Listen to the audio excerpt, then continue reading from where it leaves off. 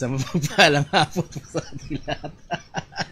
At paumanhin po kung nakakita nyo ako nagpupunas ng aking mga labi at hindi kami nagkaroon ng magandang cue. Magandang hapon po sa ating lahat. Ito po ang Brother Lester Yabut kasama po ng Ma'am Sheila at Brother Shem. At kayo po ay nakasubaybay sa Hardin ng Panalangin, ang online ministry po ng MIBC Silangan sa pangunguna po ng Pastor Mike Digan. At magandang hapon po muna, no? At sa mga nakakasama na natin ngayong hapong ito, medyo tayo.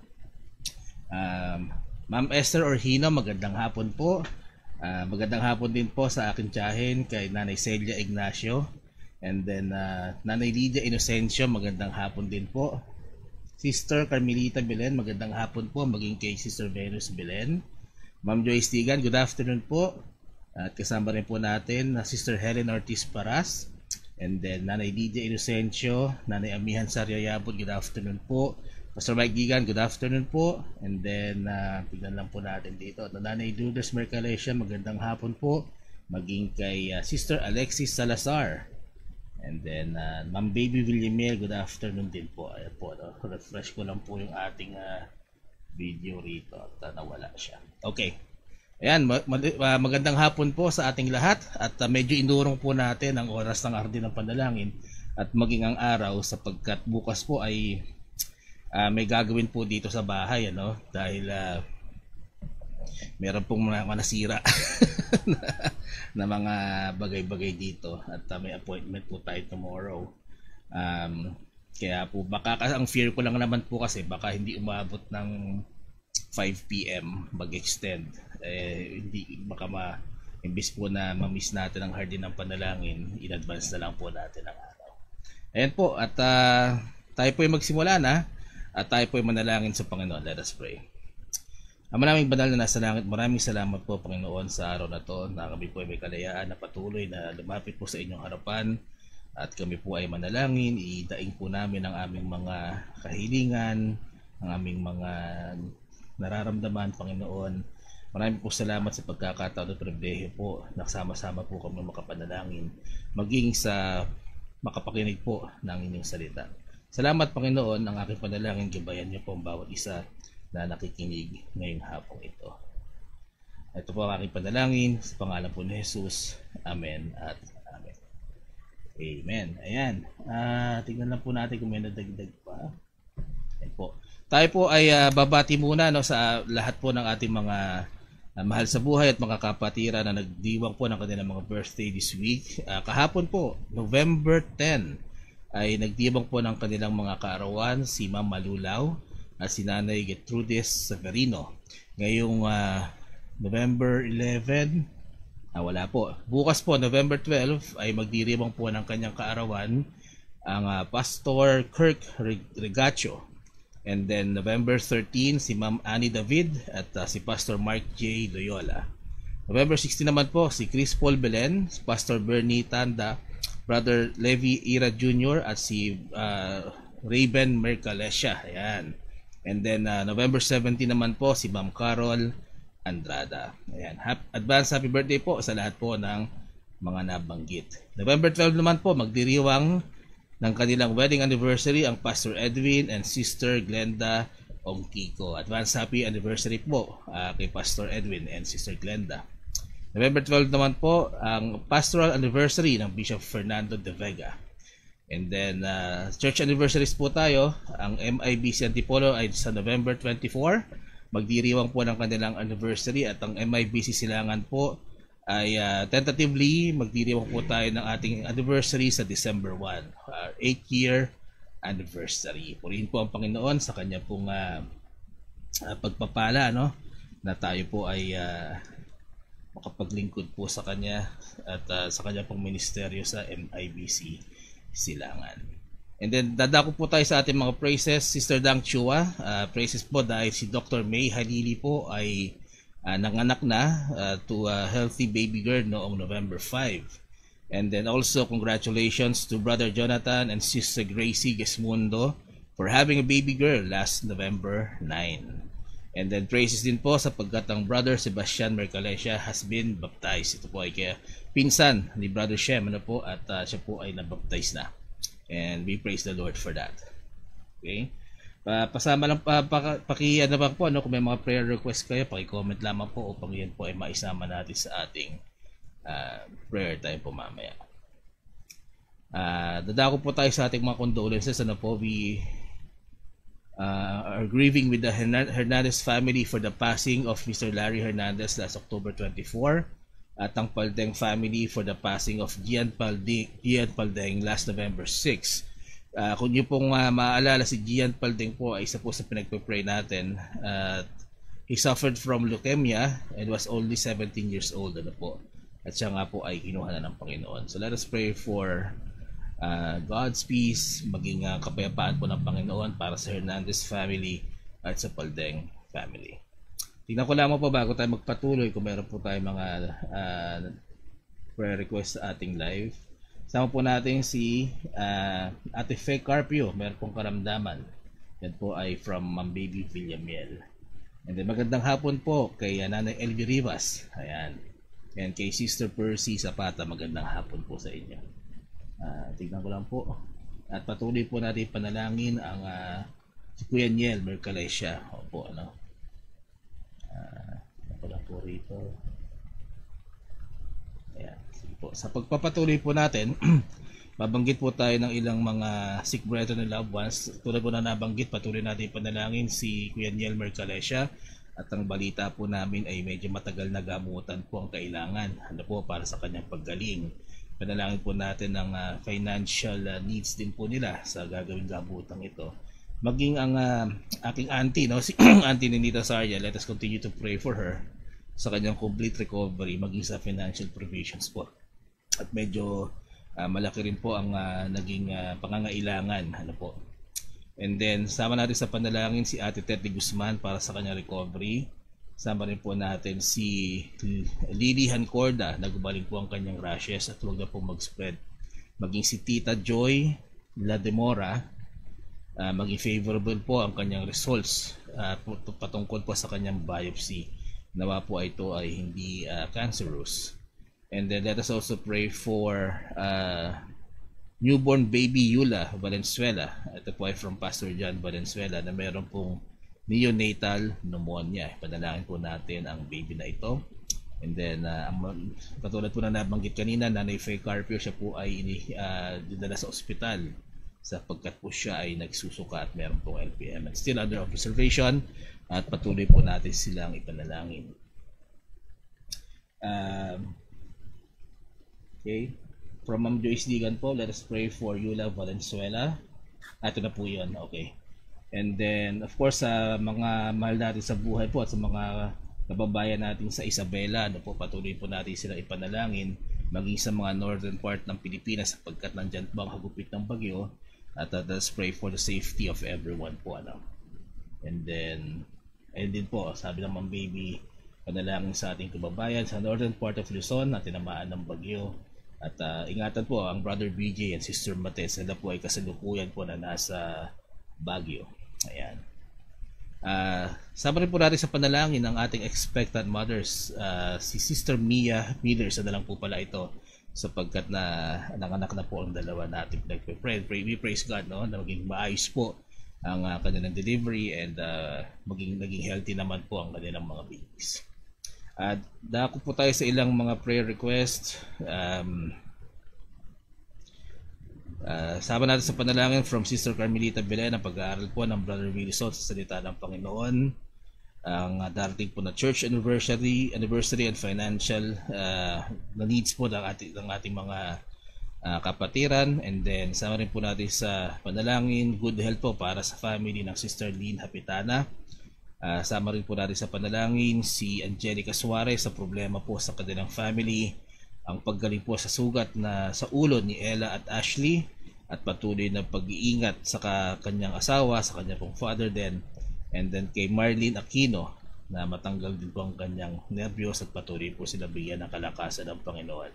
Sama natin sa panalangin ang aming kaibigan si El Hancorda para po sa financial stability sa kanilang family. Sister Nika Belen sa kanyang scholarship sa college, yan po ang kanyang kahilingan. And then sa kanilang pong pag-aaral at kanilang pangangailangan pinansyal.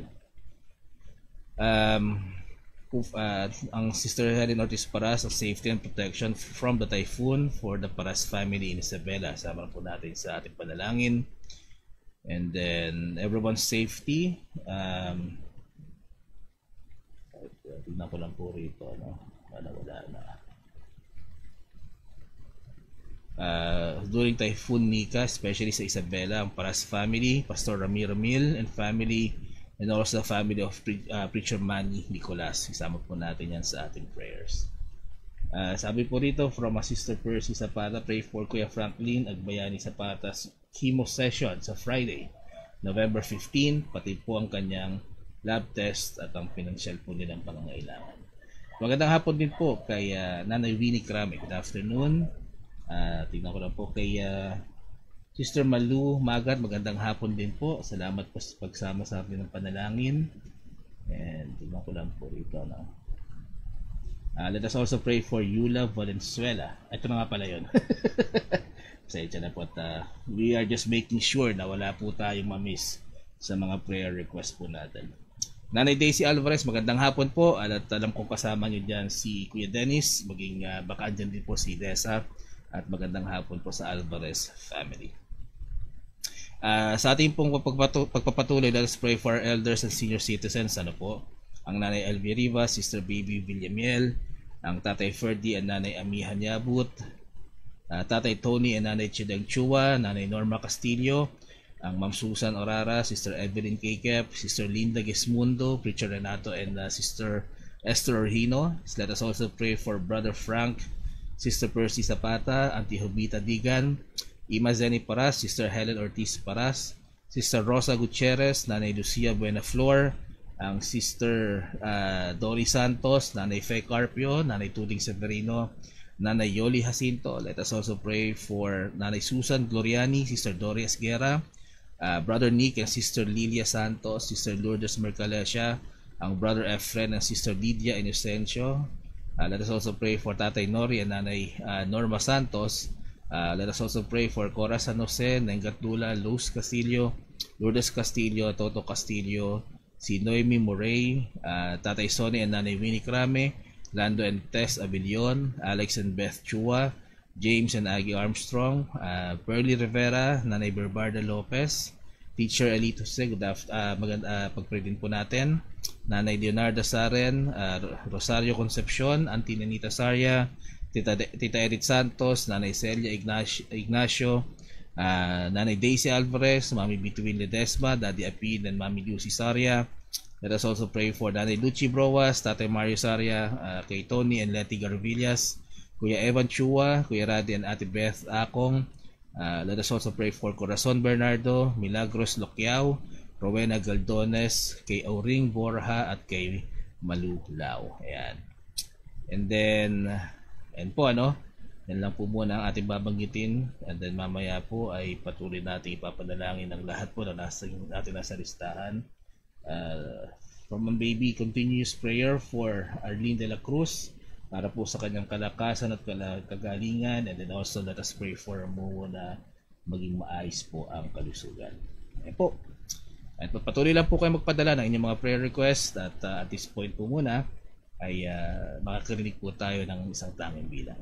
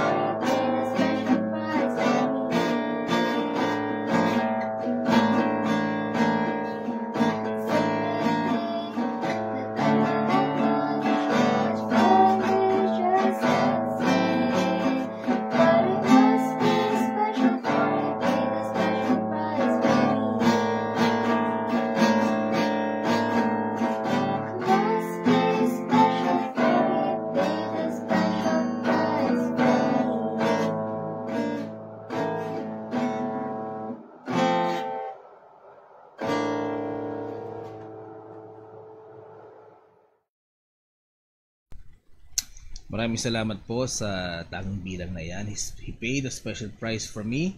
At yan po ay kinanta ng Sister Eliza Mabansag. Ayan po, bago tayo magpatuloy, magandang hapon po Nanay Tuting Severino at belated happy birthday po. Maging kay Mary Ann and Cisco Araya, magandang hapon po. At salamat po sa pagsama sa atin ng panalangin. Po, tayo po ay dadako na sa ating pag-aaral ng salita ng Panginoon. At please turn your Bibles to the book of 1 Corinthians. Kung ating pag-aaralan this afternoon. 1 Corinthians, may lamang po ito, no? 1 Corinthians 13:13. 1 Corinthians chapter 13, verse 13. At marahil marami na po nakakaalam sa inyo nitong verse na to, no? At sabi po ng ating banal na kasulatan, and now abideth faith, hope, charity, these three, but the greatest of these is charity. Tayo po ay manalangin at humingi po ng gabay sa ating Panginoon. Let us pray. Ama namin mapagpala sa lahat. Maraming salamat, Panginoon, sa inyong salita na aming pag-aaralan this afternoon. Patuloy kong panalangin, Panginoon, ang pagbukas po ng mga puso ng bawat makikinig upang ang aming matututunan ngayong hapong ito ay aming maisabuhay, Panginoon, at hindi lamang po manatili sa aming mga puso't isipan, kundi maging gawa, maging kasama po sa aming paggawa sa araw-araw. Dalain ko, Panginoon, ang inyong paggabay sa akin at sa inyong lingkod, Panginoon. Hindi niyo ako itago sa inyong likuran, Panginoon, upang ang marinig po ng bawat isa at makita ay kayo at ang inyong kaluwalhatian at hindi po ang aking kahinaan at mga kasalanan. Maraming salamat, Panginoon. Ito ang panalangin ko sa pangalan po ni Jesus. Amen at Amen. Ayan. Ang title po ng ating devotion this afternoon, the Fruit of the Spirit series, What is the state of your love and faith? Yan. What is the state of your love and faith? Ito na po ang magiging final devotion about the Fruit of the Spirit series. At kayo po, kung kayo po ay sumusubaybay for the last 3 Tuesdays po, we were talking about the fruit of the Spirit na matatagpuan po natin yan sa Galatians 5:22-23. Sa inyo pong private reading ay baka matunghayan niyo po ito, ang sinasabi po ng Apostol Pablo tungkol sa fruit of the Spirit, at yan po ang naging ating paksa for the last few Tuesdays na po. At we have talked about meekness, we have talked about temperance, we have meditated about goodness, gentleness, and this in our last discussion po today, we will meditate naman po on love and faith. Love and faith. Yan. Ito pong mga ang love po and faith, these are the most common themes na makikita po natin sa Biblia, Karamihan, siguro 90% of what the Bible has is about God's love for us, di ba? And about having faith to our Lord, di ba? At kung kayo po ay churchgoer, kung kayo po ay nakikinig sa mga, di ba, sa mga preachings and sermons, makikita po natin at mapapansin po natin na meron pong laging it always have a touch, di po ba, ng love and faith.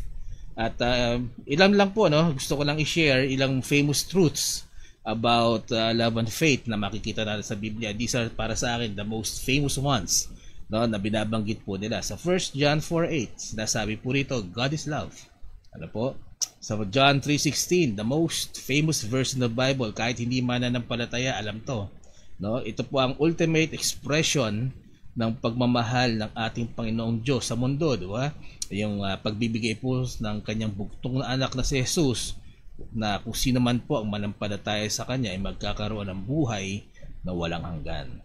At ilang verse din po about faith, Matthew 17:20, sabi dito, kung meron kayong faith na kasing laki ng mustard seed, ay you can say to the mountain, di ba, to move, at susunod ito sa iyo.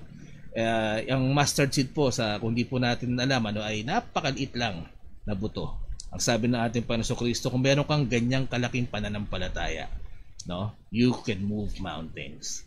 And then Ephesians 2:8, for by grace you are saved through faith, and not of ourselves, diba? Not of yourselves, it is the gift of God.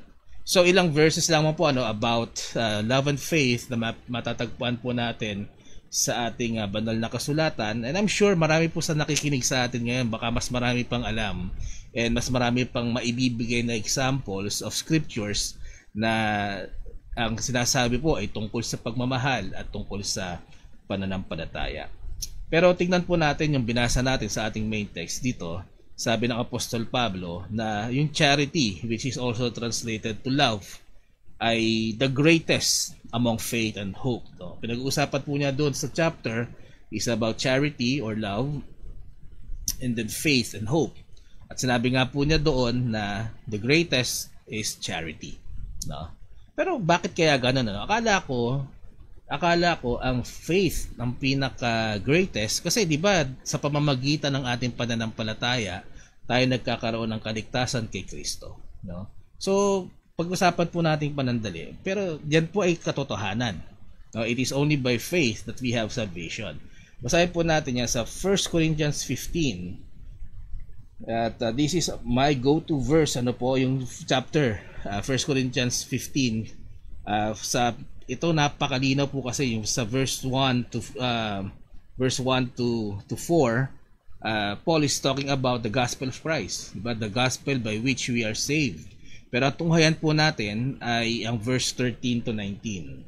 Sabi po rito, but if there be no resurrection of the dead, then is Christ not risen. And if Christ not be risen, then is our preaching vain, and your faith also vain. Yea, and we are found false witnesses of God, because we have testified of God that he raised up Christ, whom he raised not up, if so be that the dead rise not. Verse 16, for if the dead rise not, then is not Christ raised. And if Christ be not raised, your faith is vain. Ye are yet in your sins. Then they also which are fallen asleep in Christ are perished. If in this life only we have hope in Christ, we are of all men most miserable. So, ang summary po ng ating binasa, sabi ng Apostol Pablo, na kung walang muling pagkabuhay, kung hindi tayo naniniwala sa muling pagkabuhay, then ang ating pananampalataya po ay walang kabuluhan, walang kwenta. Bakit? Kasi kung hindi totoo ang muling pagkabuhay, then si Kristo, hindi po siya nabuhay mula sa kanyang kamatayan. Sabi sa verse 17, our faith is worthless dahil nandun pa rin tayo sa ating mga kasalanan. Kung ang ating Panginoong Jesucristo ay hindi nabuhay na mag-uli, walang forgiveness of sins. Tayo ay nasa kasalanan pa rin natin, at lahat ng mga namatay na may pananampalataya kay Kristo at merong hope na magkakaroon sila ng eternal life ay nasa kamatayan or nasa punishment or masasabi nating nasa impyerno at wala sa everlasting life na ipinangako ng Panginoong Diyos sa sino man na mananampalataya kay Kristo. Sa verse 19 po, sabi ni Pablo, if Christ is not risen, then we, tayo, mga mananampalataya, mga Kristiyano na nanampalataya at nagkaroon ng tiwala sa ating Panginoong Kristo for the forgiveness of sins, are the most miserable men on the planet. Bakit? Kasi we put our place on a false hope. Ang dami nating ipinreach, ang dami nating napakinggan at lahat ng ating pagtitiwala at pananampalataya ibinigay natin kay Kristo pero hindi pala totoo. Bakit? Kasi ang kapalit po niyan, pagka mali ang ating pananampalataya, kahit gaano ka-devoted sa iyong faith, ay wala pa rin kaligtasan. Bakit? Mali kasi yung pinanampalatayaan mo. It is very important for us to have faith in the right gospel. At sa tamang, kumbaga sino ang dapat mong panampalatayanan. That is very important. Bakit? Kaluluwa po kasi ang nakataya rito.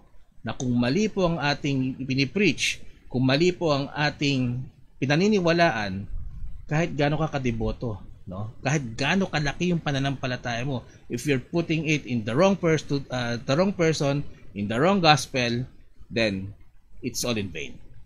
Tayo pa rin po ay papunta sa impyerno. And remember, the gospel is the death of Christ on the cross, di ba? Ang kanya pong pagkalibing, kasama po palagi ang kanyang muling pagkabuhay. na we put our faith and trust doon sa tatlong pangyayari pong iyon kay Jesucristo. And that is the complete gospel, no?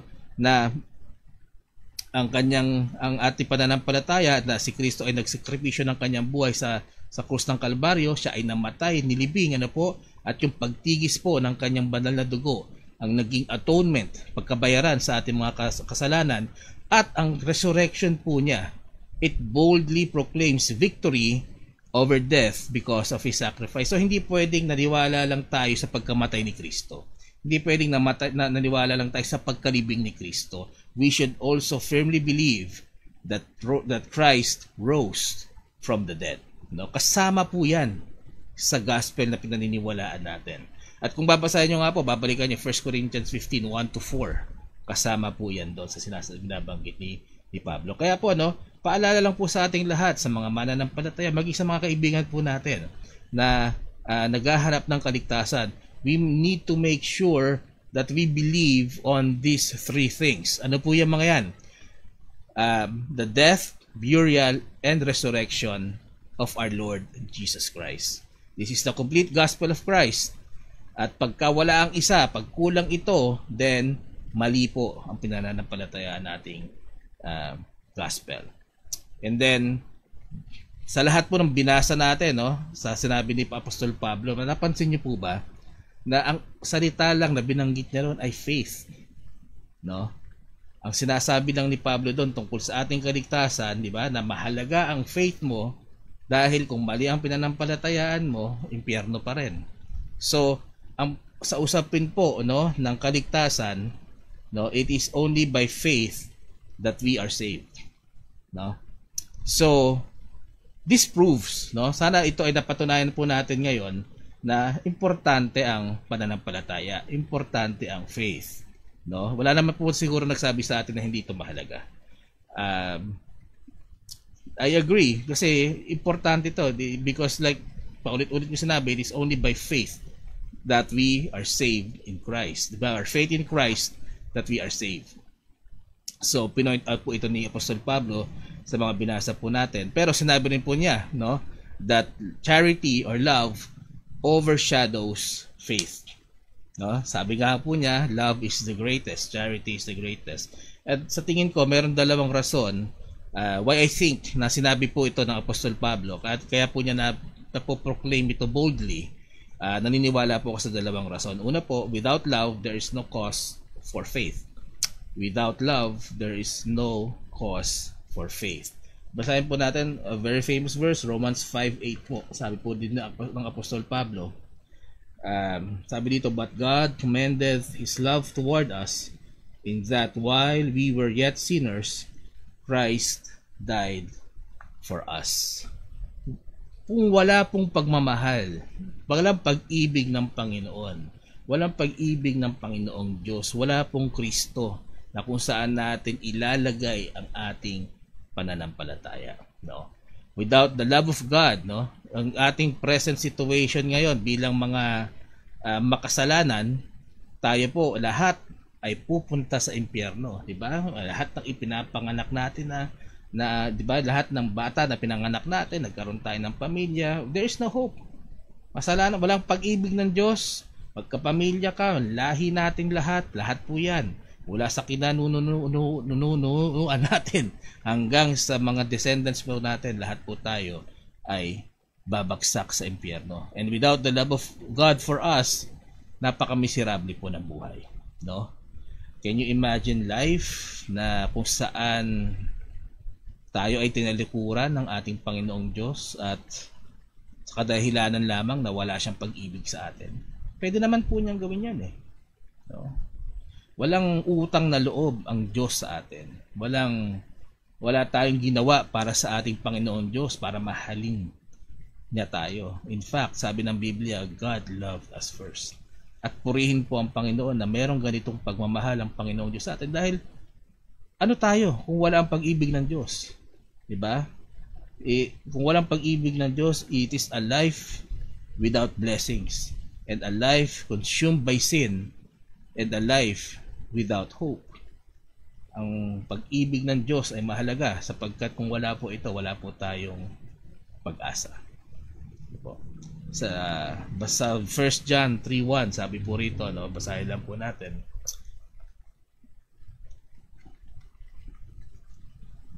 1 John, okay, 3:1, sabi rito, "Behold, what manner of love the Father hath bestowed upon us, that we should be called the sons of God. Therefore the world knoweth us not, because it knew Him not." We praise God that God loves us so much, na kung sino man po yung buong puso na pipiliin na magkaroon ng pananampalataya sa kanyang anak na si Jesus, na tayo po ay we become adopted, no, to God's family, at we are called, sabi po diyan sa binasa natin, the sons of God. Imagine isang makasalanan, no, na nagkaroon ka ngayon ng opportunity to be called sons of God dahil sa ating pananampalataya. Kung walang Kristong ibinigay, kahit si Kristo, kung ang ginawa po niya ay hindi siya sumunod sa ating Panginoong, sa Diyos Ama, at sinabi niya na, di ba ba, na alam naman po natin lahat tuwing mahal na araw, yung struggle ng ating Panginoon, na napapaalalahanan tayo, di ba, sa Garden of Gethsemane, di ba? Kung maaari lang, sabi niya sa Panginoong Diyos, sa Ama, na wag na niyang danasin yung paghihirap na to. Yet, not my will, but your will be done, sabi po ng ating Panginoong Kristo. And that is love. Diba? Yan ay pagmamahal. Pagmamahal ng ating Panginoong Kristo sa Diyos Ama, na kaya niyang sumunod sa inuutos nito unto death, kahit sa mapait na kamatayan sa krus. Ano po? At pagmamahal ng Ama sa mundo, sa pagbibigay niya ng kanyang bugtong na anak para sa kaligtasan ng tao. Magkaroon po tayo ng gift of salvation, at kung sino man po ang hihingi nito ay magkakaroon po ng buhay na walang hanggan, no? Ano po pa ang isa pang good news? Gusto niyo po ng isang good news? Yung love po na ito na inoffer ng ating Panginoong Diyos noon ay still available to everyone today. Hindi pa po siya, it's not too late, di ba? Habang tayo nabubuhay, habang hindi pa bumabalik ang ating Panginoong Kristo, the love of God is nandyan lang, waiting for us to respond. No? The gospel is preached, no? The gospel is free. Wala pong bayad 'yan, no? At kung sino man po, again, wala namang sapilitan dito, ano po? Pero we preach the gospel so that whosoever chooses, no, to accept the gift of salvation ay magkaroon po ng buhay na walang hanggan. No, the Bible is available to everyone. Wala kang perang pambili, may konting kang load para sa internet, then you can access the Bible online. Diba? Almost free. No? Almost free. May nada-download po dyan. Kung isang beses ka lang magkakaroon ng pera para sa internet mo, imbis na mag-YouTube ka ng kung ano-ano, meron pong offline versions ng Bible na you can download for free. Ano po? So, walang excuse, walang reason na hindi natin ma-access kung paano natin malalaman ang pagmamahal ng Diyos sa atin. Ano? Yan po ay halos sa lahat ng church. Yan ang ipinipreach. The love of God, no? For His people, for the world. So, our access to God, diba, is very much, it's easy. No? Madali lang. Tulad ng binanggit ko, and then one more thing po na we can have access to God is through prayer.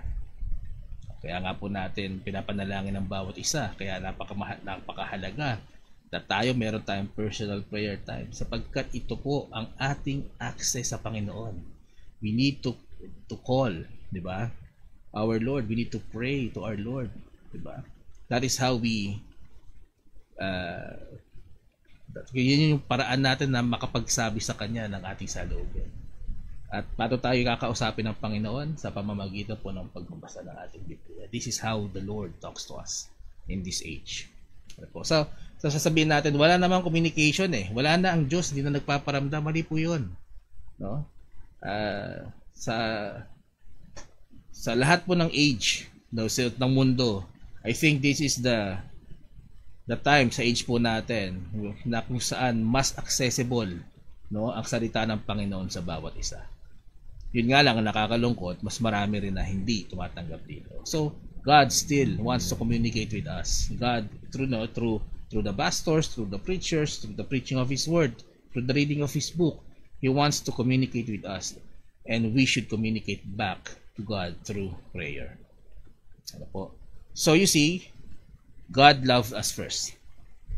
Ang Diyos po ang unang nagmahal sa atin at naghihintay po siya sa atin na mahalin siya pabalik. So, number 1, without love there is no cause for faith. And number 2, without love, our testimony as Christians is unprofitable. Without love, our testimony as Christians is unprofitable. Basahin po natin yan. 1 Corinthians 13. Yan din po nanggaling ang ating main text. Pero basahin po natin ang verse 1 to 3. Opo. 1 Corinthians 13, sabi po ng verse 1 to 3. Though I speak with the tongues of men and of angels and have not charity, I am become as sounding brass or a tinkling cymbal. And though I have the gift of prophecy and understand all mysteries and all knowledge, and though I have all faith, so that I could remove mountains and have not charity, I am nothing. And though I bestow all my goods to feed the poor, and though I give my body to be burned, and have not charity, it profiteth me nothing. Sabi ng Apostol Pablo, kahit meron ako ng lahat ng gift na ito, di ba? Prophecy, understanding the mysteries, di ba? Kumbaga, kahit ikaw na yung tao na nakakaintindi, kaya mo mag-prophesy, kaya mo intindihin lahat ng misteryo ng mundong ito, ikaw pinakamatalino, kung ikaw ay magaling magsalita, di ba? Sabi dito, tongues of men and angels. At ikaw din ay gumagawa ng mabuti na kahit ialay mo ang sarili mong, di ba, katawan, di ba? Kung walang pagmamahal, yan ay walang kwenta.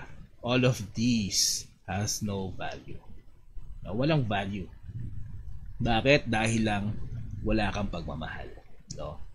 Alam niyo po ba kung bakit? Kasi sometimes we mistake, nagkakaroon tayo ng maling pag-iisip na kaya tayo nagmi-ministeryo, na kaya tayo gumagawa ng mabuti, kung bakit tayo active sa church, bakit tayo active sa prayer, at bakit tayo gumagawa, di ba?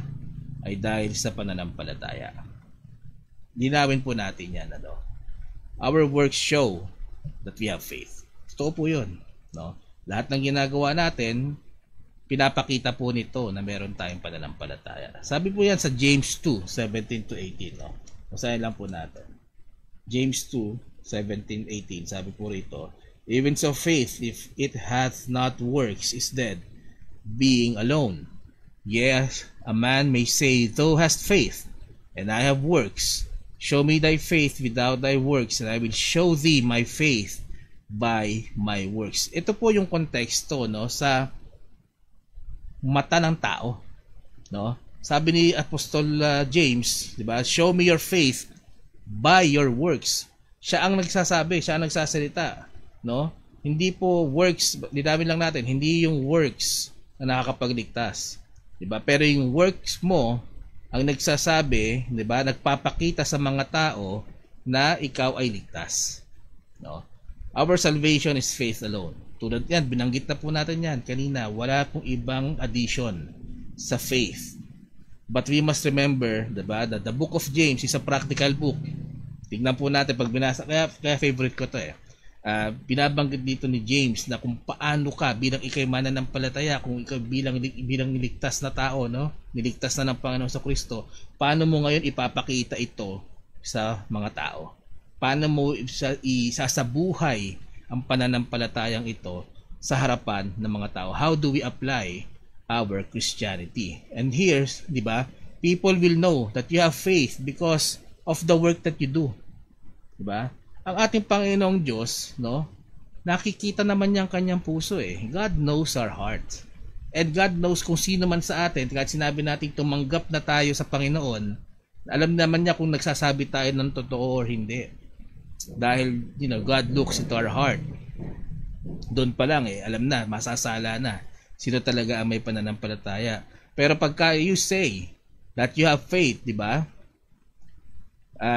Hindi naman ito, ang puso naman natin, hindi nakikita ng tao. No, hindi natin alam kung anong nasa puso mo. Hindi nyo alam kung ano ang nasa puso ko. Kung ito ba ay talagang 'di ba? Bunga ba ito ng pananampalataya ang ating mga ginagawa o pakitang tao lang? Kasi hindi naman nila nakikita yung puso natin eh. Hindi niyo nakikita ang puso ko. So, having said that, yung ating mga gawa, no, the works that we do for other people, but the works that we do for Christ, the works that we do for the church, should be driven by love. No? Indeed, kumbaga, ang main reason why you do good works, tulad ng sinabi ni Apostol Pablo, no, binasa lang natin, di ba? Kung ikaw man ay magaling magsalita, nagpipreach ka, dapat dahil yan sa pagmamahal. Kung ikaw man ay di ba, meron kang gusto mong mag-share ng prophecy, kung meron kang gift of prophecy, kung meron kang aptitude to teach, no? At ginagamit mo 'yan sa pagtuturo ng mga bata, sa paglilid ng pamilya mo sa Panginoon, dapat 'yan ang reason is because you love them. No? Because you love God. Hindi ang ginagawa mo dahil sa pagmamahal sa Panginoon, no? At kung ikaw naman ay, di ba? Sabi nga dito, sabi ni Apostle Pablo, and though I bestow all my goods to feed the poor. Di ba? Kung ikaw ay mayaman, pinagpala ka ng material na bagay at ninanais mo na, di ba, magpakain ng tao, mag-donate, magbigay ng kahit ano. Dapat 'yon, ang reason is because of love. Dahil sa pagmamahal. So, yung ating gawa na nakikita ng tao, no? It shows that we have faith. Diba? Sa paningin nila, makikita natin, ay, mabait na tao, nakikita mo, sumusunod sa Panginoon, gumagawa ng mabuti. Ang tingin talaga sa'yo ng tao, you have faith. Papakita mo rin eh. Pero, no, hindi dapat yun yung nagda-drive. Hindi dapat yun yung pananampalataya natin sa Panginoon, that is for our salvation. Yung faith na meron tayo, di ba? Hindi dapat yun ang main thing to drive us to do good works. But because we love Christ, we have faith in Christ, nanampalataya sa ating Panginoon Kristo, at dahil mahal natin siya, no, that we are doing all of these good works. At dahil gusto natin na sumunod sa kanyang mga pinag-uutos. Sabi sa John 14:15, if you love me, sabi po din, keep my commandments. So this should be the driving force why we are doing good works, because we love Christ, because we love God.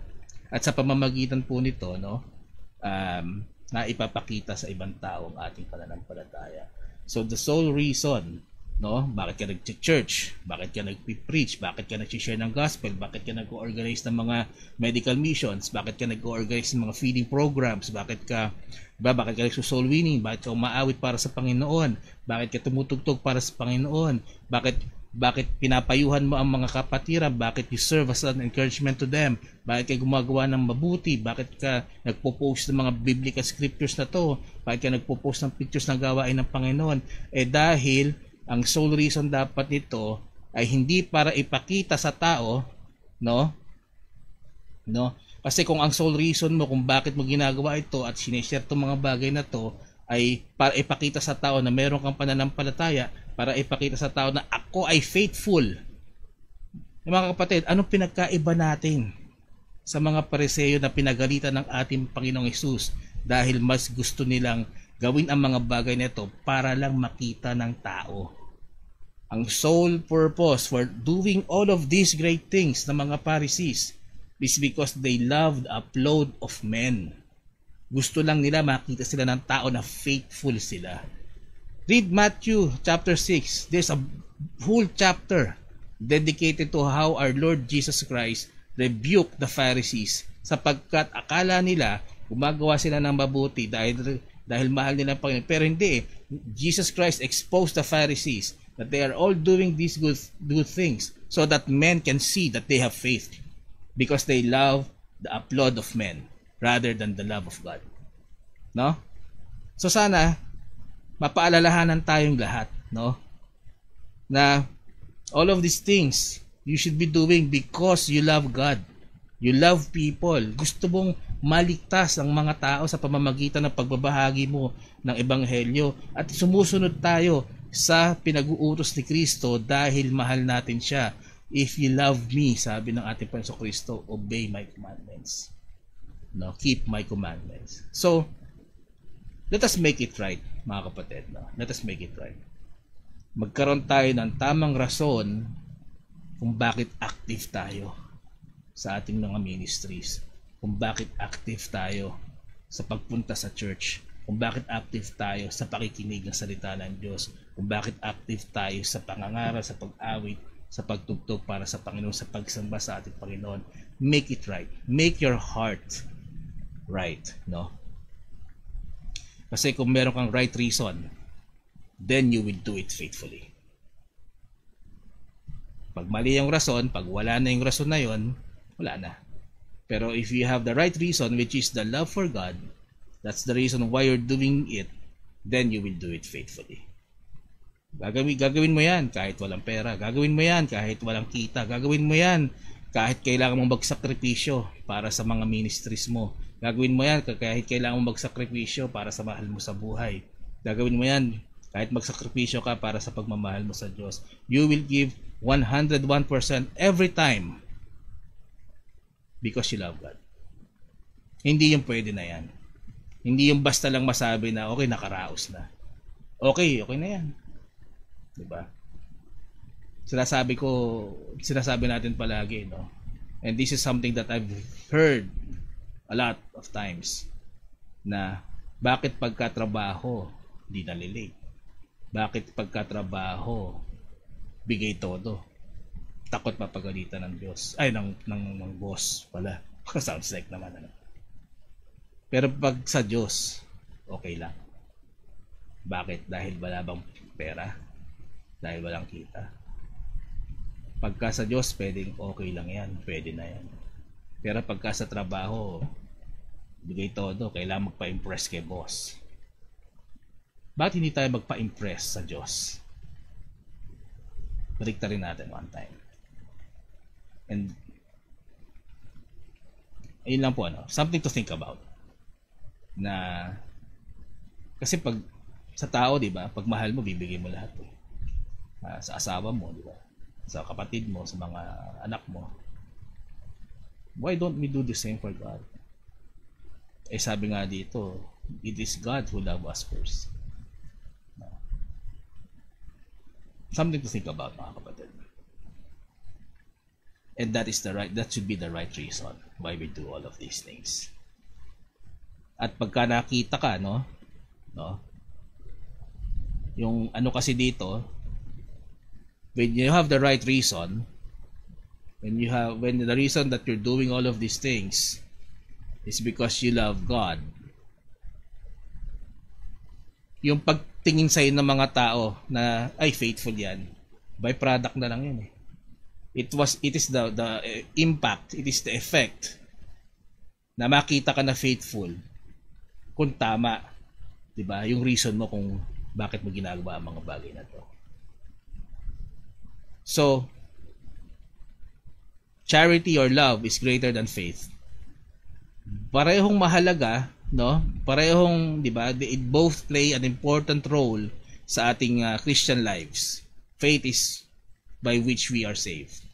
Pero when we do express, 'di ba? When we do good works, it is love that should be driving those things. And our faith, 'di ba? Kung wala nga tulad ng binanggit ko kanina, kung walang pagmamahal ng Panginoon sa tao, wala pong paglalagyan ng faith natin.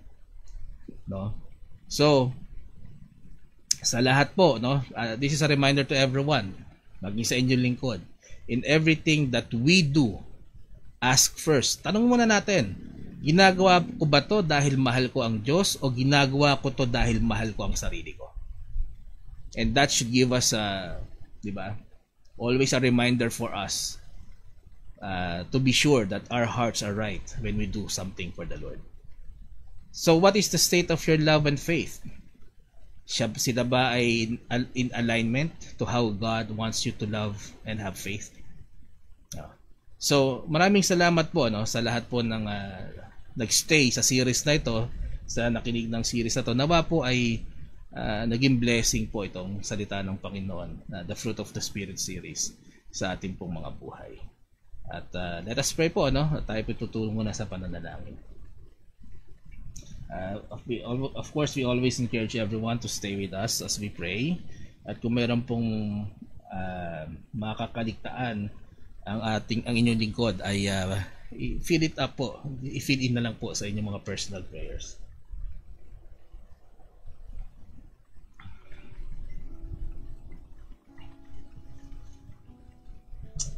Yan po, tayo po yung mananalangin na. Let us pray.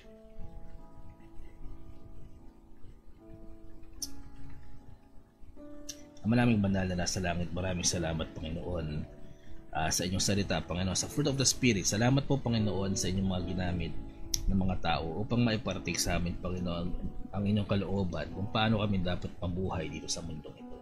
Salamat Panginoon at sa inyong salita. Napakalawak po ng usapin ng love and faith.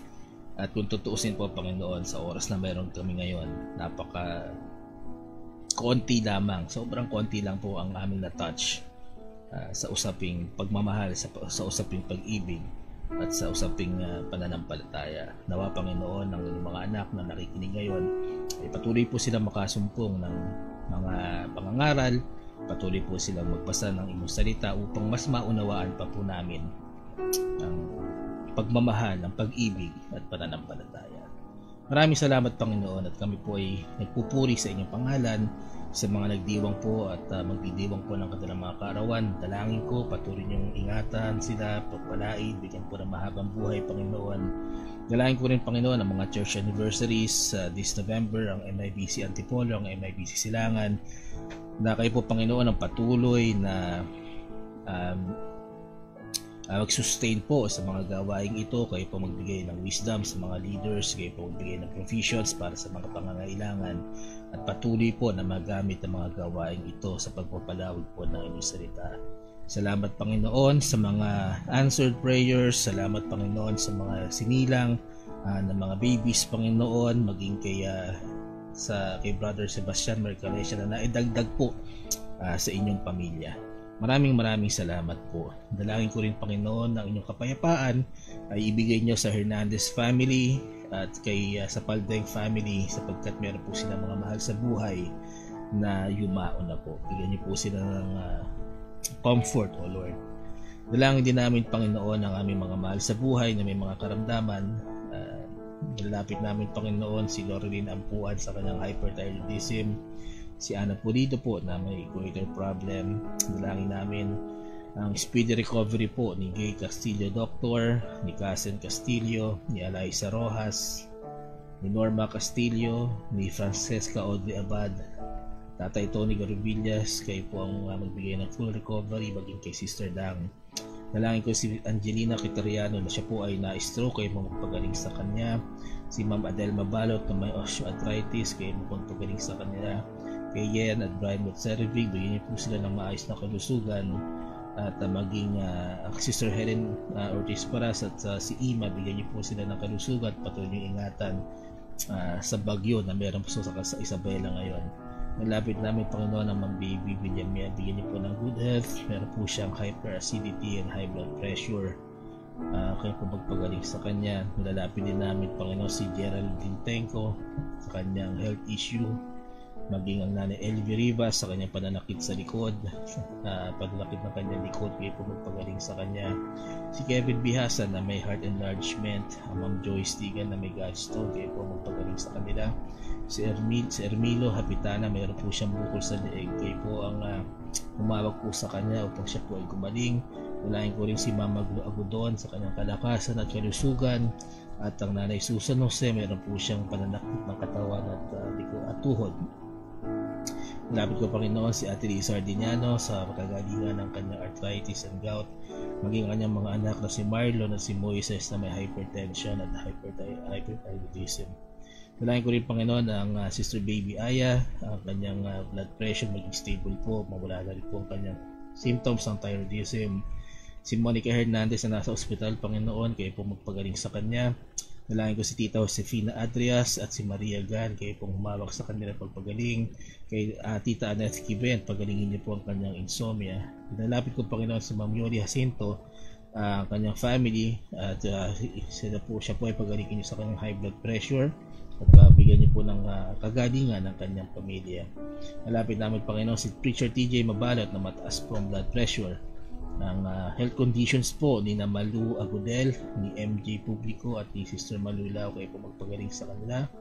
Ang Preacher Nelson Trinidad, patuloy namin nilalapit para sa kanyang kagalingan, and dadalangin namin ang complete healing and recovery ni Sister Myrtle Garcia. Nilalapit ko patuloy Panginoon, Mami Amihan at ang kapatid na si Nicky Abot, meron po silang sciatica, kayo po magpagaling sa kanila. Malapit ko rin Panginoon ang financial provisions para kay Sister Percy Zapata para po sa kanyang mammogram, breast and thyroid ultrasounds and lab test. Malapit ko rin Panginoon ang Tito Frank Zapata sa kanyang continuous healing. Ang dalangin ko rin po ang kapatid ng Sister Bingray Severino, meron po siyang diabetes. Ang Kuya Nielmer Calessia Panginoon, patuloy namin nilalapit sa inyo para sa kanyang kagalingan. Ang Auntie Ninita Sarya Panginoon, nilalapit para sa kanyang complete recovery, maging sa financial po na pangangailangan. Si Ate Teti Guzman, nilalapit po namin para sa kanyang recovery. Nilalapit namin Panginoon si Lilian Cordia na may mga rashes, nawa po ipagalingin niyo po ito. Maging si Tita Joy Lademora na biopsy, maging favorable naman po ang resulta ng kanyang lab test. Nalapit din namin Panginoon si Yula Valenzuela na mayroong neonatal pneumonia, kayo po magpagaling sa kanya. Ang Nanay Faye Carpio na hospital Panginoon, kayo po ang humawak at magpagaling sa kanya. Dalangin ko rin Panginoon si Erlin de la Cruz para sa kanyang kalakasan at kalusugan, maging si Momo na maging maayos ang kanyang kalusugan. Nilapit namin Panginoon ang mga mahal namin sa buhay na may malubhang karamdaman, sila June Santos, Isagani Laya, Esther Mariano at Rex Rosales na nagdadialysis, sina Emma Reyes, Torreya Jade Borja, Corazon San Jose, Jolita Elisiralde, si Jason Juarez, si Amparo Cruz, si Cheryl Espito Navalle, si Mary Rebomante at si Frank Zapata na may mga cancer, kayo po ang pagaling sa kanila, kay Efren Inocencio, kay Mary Ann Laurel Bukad, kay Perdis Kaar at kay Frank Hardy na may mga komplikasyon ng diabetes, pagalingin niyo po sila. Malaking ko rin Panginoon Sister Mia Miller, siya po ay isa sa mga expected mothers namin, kayo pong humawak sa kanya at pagdadalang tao. Nalapit namin Panginoon ay ilang mga kahilingan ng aming mga kapatiran, ang Petri Garrick Chua na Sister Dang Chua, ang kanyang pamilya sa sina Grace, Faith and Mercy, kayo po ang magpalat patuloy na magbigay ng kalakasan sa kanila. Dalangin ko rin si Emily Muse Panginoon, bigyan niyo po ng continuous strength and grace. Si Christine Katibu, patuloy na guidance at kalakasan ang kanilang kahilingan. Malapit ko Panginoon ang aking pamilya, patuloy niyo kami ingatan, pagpalain, bigyan ng mga sa kalusugan, magkaroon pa po ng spiritual growth Panginoon. Si Shem sa kanyang pag-aaral, bigyan niyo po ng karunungan at perseverance and maturity. Ang inyong lingkod Panginoon, patuloy bigyan ng kalakasan at wisdom po Panginoon sa aking trabaho at sa mga ministries na pinagkatiwala po sa akin. Si Ma'am Sheila po, bigyan ng kalusugan at kalakasan at wisdom po sa kanyang business. Nalapit ko Panginoon ang Brother Robert Soriano sa pag-aayos po ng kanilang petition paper sa US. Ang Nanay Doris Santos, patuloy yung bigyan ng physical and spiritual strength. Kailangan din namin Panginoon ang Pastor Mike Digan and Ma'am Joyce Digan, patuloy po sila ingatan. Ang spiritual life and studies po ng Brother Sam, Sister Miguel, Brother Sean, at patuloy niyo Panginoon na ingatan din ang Sister Malulaw, kanyang family, at patuloy niyo bigyan ng spiritual growth at pag-iingat. Nilalapit din namin Panginoon ng Ma'am Jenny Rapista kasama ng Pastor Del Rapista, at pagpalain niyo po ang pinagkatiwala niyong gawain sa kanila sa Lawaan Antique. Malapit namin Panginoon ang Inocentia family, patuloy niyong bigyan ng guidance and provisions Panginoon. Nalangin din namin Panginoon si Corazon Bernardo, bigyan niya ng good health and strength. Ang Ate Beth Akong, ang dalangin ko ay patuloy niyong bigyan ng pagpapalat, blessing, pagpapalat, paggabay ang kanyang pamilya. Nalapit ko rin Panginoon ang Ma'am Baby Villamier para sa kanyang mga mahal sa buhay. Bigyan niyo po ng spiritual strength, ang kanyang kalusugan, ang kanyang heart's desires. kaligtasan po ng kanyang mga mahal sa buhay, maging kanyang mga anak at apo, Panginoon, bigyan niyo po ng gabay at maayos na kalusugan. Hilapin ko rin, Panginoon, ang Brother Marsaren sa kanyang pangangailangan sa pag-aaral po ng kanyang mga anak. Bigyan niyo po ng kalakasang spiritual ang bawat isa, maging kalakasan po ng nanay po niya na si Nada Saren.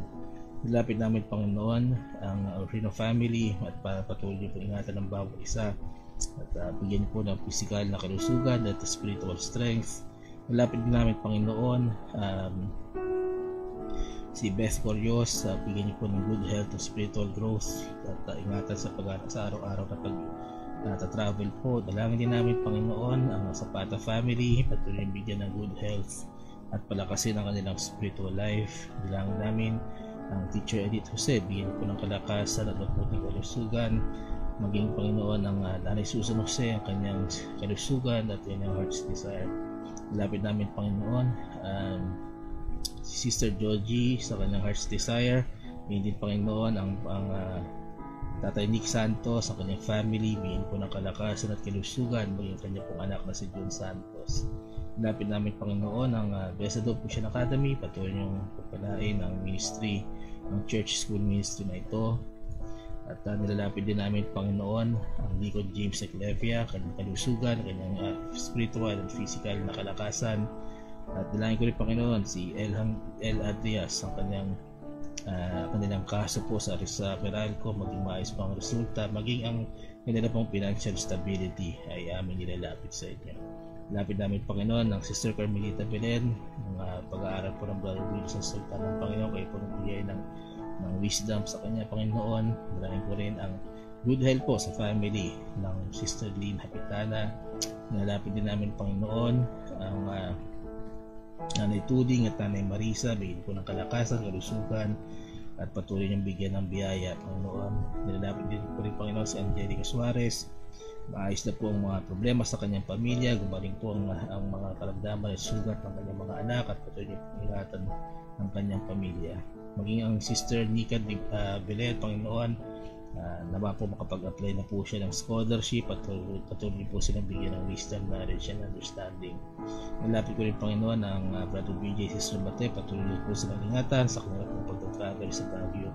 Maging ang Sister Helen Paras at lahat po ng mga mahal namin sa buhay dyan sa Isabela, bigyan niyo po ng protection from the typhoon ang Paras family sa Isabela.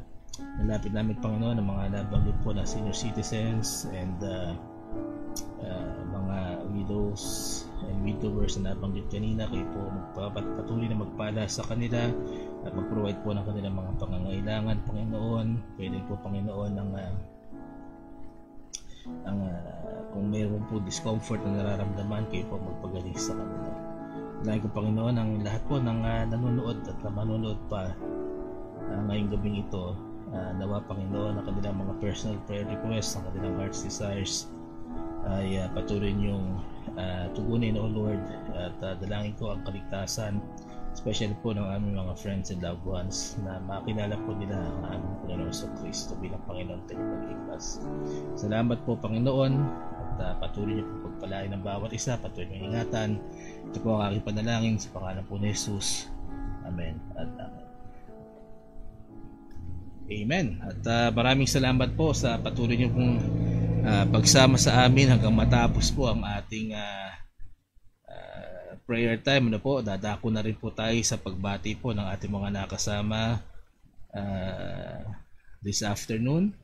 At pasasalamat po, no, sa inyong pagsuporta sa atin ng panalangin. At maraming salamat po sa bawat isa. Kay Ma'am Teng Orhino, good afternoon po. Kay Nanay Celia Ignacio, magandang hapon din po. Ate Beth ako, magandang hapon po. Maging kay Nanay Lydia Inocencio, Sister Venus Belen, good afternoon. And maging kay Ma'am Joyce and Pastor Mike, good afternoon po. Sister Carmelita Belen, magandang hapon po. And then kay Sister Helen Ortiz Paras, patuloy po kayong ingatan ng Panginoon ano po dyan sa Isabela. Salamat din po sa panonood, Nanay Amihan Yabut, at ingatan po kayo ng Panginoon sa inyong pag-uwi sa Cavite tomorrow. Ano po, maging kay Auntie at saka kay Nico na magdadrive. And then magandang hapon din po Sister Alexis Salazar, Nanay Lourdes Mercalesia, Sister Percy Zapata, good afternoon po. Kay Sister Malu Magat, magandang hapon din po. Kay Nanay Winnie Cram, magandang hapon po. Nanay Daisy Alvarez, good afternoon. And then Nanay Tuding Severino, belated happy birthday po. Nakasama rin po natin si Mary Ann and Cisco Araya, magandang hapon po at salamat sa pagsama sa Hati ng Panalangin. And then Patricia Yabut, magandang hapon sa iyo. And then kay Brother BJ with Sister Mate na nasa Baguio, magandang hapon po at salamat sa pagsama sa Hati ng Panalangin. Nakasama rin po natin si Domingo Sibonga, magandang hapon po. And then Deacon George Cardenas, good afternoon. Kay Sister Elena Ontuca Evilla, good afternoon din po. Brother, kay sa aking kaibigan, kay Sir John Rico, magandang hapon din sa iyo. Kay Ate Lani Mabesa, good afternoon. Salamat po sa pagsama sa atin ng panalangin. Nakasama rin po natin si Mark Anthony Cabaya and si Brother Jack Villar, good afternoon. And then si Sister Ami Kayabyab na nasa Spain, magandang hapon din po. Nakasama rin po natin si Sister Lynn Hapitana and then Preacher Manny Nicolas, good afternoon po. And we are praying for your family po na nasa Isabela. And then Brother Cyril Escobar, magandang hapon din po. Yan lang po at paubanin po kung meron po kami na-miss, pero we always encourage everyone to leave a comment and emoji para mabati po natin sa pagtatapos po ng ating gawain. Muli, maraming salamat po sa pagsama sa atin ng panalangin. Ngayong Monday afternoon, we will continue to pray for our loved ones po sa Isabela at maraming salamat po sa patuloy niyong pagsuporta sa atin ng panalangin. Ito po ang lingkod ng Brother Lester Yabut kasama po ng Sister Sheila and Brother Shem. Ang hardin po ng panalangin ay babalik sa Thursday sa pangunguna po ng Preacher Gary Chua. Ang midweek service po ng MIBC Silangan ay sa Wednesday sa pangunguna po ng Pastor Mike Tigan. Muli, maraming salamat po. Patuloy lamang po tayo magtiwala sa Panginoon and God bless you all.